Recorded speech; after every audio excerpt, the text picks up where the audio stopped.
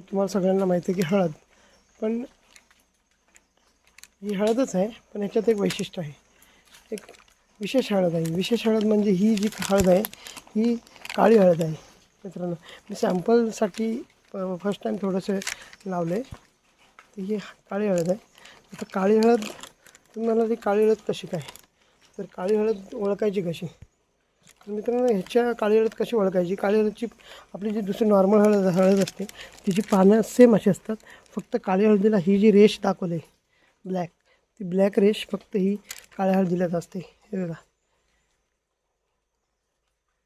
प्रत्येक पानाला आहे ती, अगदी छोट्या छोट्या पानाला पण आहे. बघा, ते छोटं पण आहे, त्याला पण आहे. हा बघा, छोटं पण आहे, त्याला पण आहे. हे बघा, अगदी छोट्या छोट्या पानाला पण आहे. ही काळी हळद खूप उपयुक्त आहे. इंटरनॅशनल मार्केटमध्ये खूप किंमत आहे. मेडिकल यूजसाठी होते. आपल्या कोकणामध्ये चांगल्या प्रकारे हळद होते. तर मित्रांनो, हा प्रोजेक्ट तुम्हाला जर आवडला असेल तर तुम्ही मोठ्या प्रमाणात करू शकता.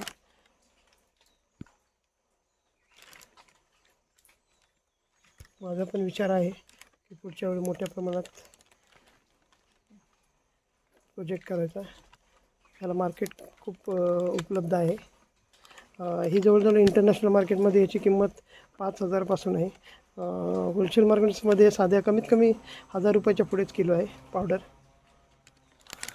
याच्यामध्ये खूप प्रकार आहेत. काळी हळद काळी हळदला मार्केट खूप छान आहे. मी सांगितल्याप्रमाणे आता हे पावसाने उखडलं आहे थोडं, त्याच्यावर माती टाकायची वरती. ही साधारण मार्च फेब्रुवारीच्या एंडिंगमध्ये खोदायची. तर मित्रांनो, आता आपण बघितली ही काळी हळद, ही खरंच मेडिकली उपयुक्त आहे.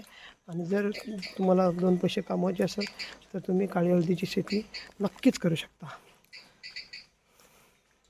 आणि नक्कीच करा. कोकणामध्ये खूप हळदीला पोषक वातावरण असते. हे बघा, प्रत्येक पानाला आहे ब्लॅक कलर आहे, ब्लॅक कलर आहे. कधी शीर म्हणतो आपण, ती शीर ब्लॅक आहे, त्याच्यावरनं ती काळी हळद आहे.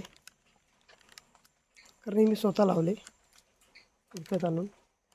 आमच्याकडे एका माणसाने केलेली आहे, त्याच्याकडून विकत आणली लावली. तर मित्रांनो, व्हिडिओ आवडला असेल तर नक्कीच लाईक करा, शेअर करा आणि सबस्क्राईब करा. आपण नेक्स्ट व्हिडिओ ही जेव्हा आपण खोदू, पूर्ण होईल याचा कालावधी, तेव्हा मी सेकंड वेळेस तुम्हाला हा व्हिडिओ नक्कीच पुढचा व्हिडिओ दाखवेन. तोपर्यंत धन्यवाद. थँक्यू.